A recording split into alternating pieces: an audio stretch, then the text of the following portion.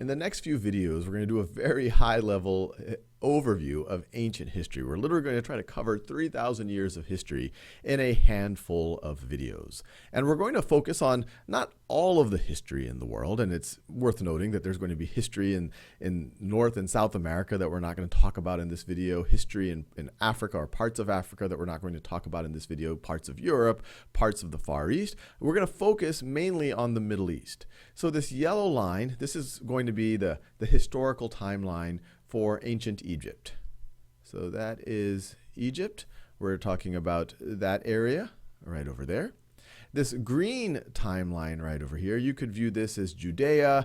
We could also include Judea, which is where modern day Israel, Palestine. If we're talking about Lebanon, then we can include Phoenicia right over there. So I'll just write Judea. Judea. That's a little hard to read. Judea. This blue and red and white line right over here, this will be Mesopotamia. So this will be Mesopotamia. We talk a little bit about that in another video. The area between or around the Tigris and Euphrates River, mainly in modern day Iraq, that region right over there. So if we say this is Judea, this is Mesopotamia. And we will also touch a little bit later on Persia, which is that area there, the ancient Greece. We're going to talk a little bit about Rome, about Carthage, and a little bit about the Indus Valley civilizations, which is in now modern day Pakistan. So with that geographic bearing, and this is line for, I'll call this the Indus Valley, or I could say India, and obviously India is much more than just the Indus Valley. And even this line over here, that's China, although I'm not going to go much into this video. So let's start about 5,000 years ago. And there were already people in all of the regions that I talk about. But where I'm really highlighting is where you start to have significant empires develop. And I'll start in Egypt, where you have the Pharaoh, you have King Menes. He's able to unify Upper and Lower Egypt. And it's a little counterintuitive. Upper Egypt is actually south of Lower Egypt, and that's because the Nile River forms further south, and then it flows northward. And so he's able to unify Upper and Lower Egypt, upper's off the map here, into the Egyptian civilization that we often associate with ancient Egypt. And it is a very, very, very long-lived civilization. And this is right at around the same time. You have folks living in Mesopotamia. You have the Akkadians. We're going into deep history now, so we don't know exactly what was going on in the Indus Valley, but we believe that there were people there as well. And there were people many, many other places. But now let's fast forward. We're going to go about 500 years, and we associate ancient Egypt with the pyramids. And relatively speaking, the pyramids were built fairly early in the history of ancient Egypt. They were built about 2500 BCE, or so we're talking about 4,600 years ago was the time that, especially the most famous, the Great Pyramid of Giza was built. But now let's fast forward even more. And in this narrative that I'm going to talk about in this video, I'm going to introduce some characters from the Old Testament. And a lot of the stories from the Old Testament, they have bases in history, but some of them, the historical evidence isn't as clear. But I'm going to include it because it's so much a part of Judeo-Christian, Islamic, Western, and not just Western culture, that I think it gives us an interesting bearing. And frankly, a lot of the stories from the Old Testament are just really fascinating stories.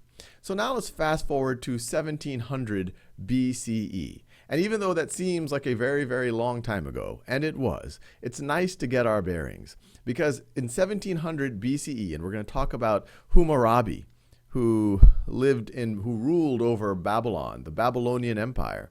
So Hammurabi, right over here in Babylon, famous for the Code of Hammurabi. He codified a series of laws. We believe Abraham grew up at around the same time in Ur. This is a Sumerian city. And Abraham, we believe that he was coincident or maybe came a little bit after Hammurabi, because a lot of the Old Testament seems to at least be inspired by some of what we see in Hammurabi's code. And it's worth noting that even though this seems like a long time ago, we're around 1700 BCE, the time of Hammurabi. And it turns a little white here because this is where the Babylonians become one of the dominant empires in Mesopotamia. Even though it seems like a long time ago, it's worth noting that in the time of Hammurabi and at the time of Abraham, the pyramids were already close to 700-800 years old. So they already would have viewed the pyramids as a very, very old thing. But if we go with roughly the year 1700 for about the time of Abraham, he goes to what becomes Judea, and his tribe becomes established there. And so that's why I have this line going from Mesopotamia to Judea, and we kind of see the established Judea here. And once again, they're not the first people there. You had the Canaanites, you had the Phoenicians, you have many other folks in this region. But this is interesting because it relates to the Old Testament that many folks are familiar with. And then you have the Old Testament. So this is around 1700. Let me write this. This is 1700 BCE. And once again, I'll put approximately. And then you go a few hundred years, and there isn't a lot of a historical basis here, but based on the Old Testament, the story of Joseph going to Egypt and becoming the vizier for the Pharaoh, and then his family coming, Joseph, who is Abraham's grandson, according to the Old Testament, that story happens around, and once again, this is not established well historically, and I encourage you to look up and see if you can find evidence yourself of when folks think this is. But the best evidence, if this happened, the best evidence I've seen is it's around 1500 BCE, the story of Joseph and the migration of the Jewish people, or a significant chunk of the Jewish people, to Egypt, where they get enslaved. And that enslavement is from 1500, they get enslaved by the Pharaoh, 1500, to approximately 1200 BCE. And so that story goes all the way from Abraham through Joseph. This is in the Old Testament. Happens in Genesis. And then we get to the story of Moses, where he sets his people free, the story of Exodus. And the Jews are able to go back to Jerusalem. Moses leads them, parts the Red Sea, according to the Old Testament.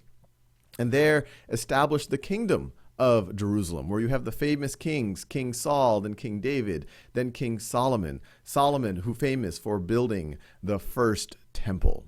And now, since I'm already close to the 10-minute mark, I'll leave you there because we've already covered about 2,000 years of history in about 8 minutes.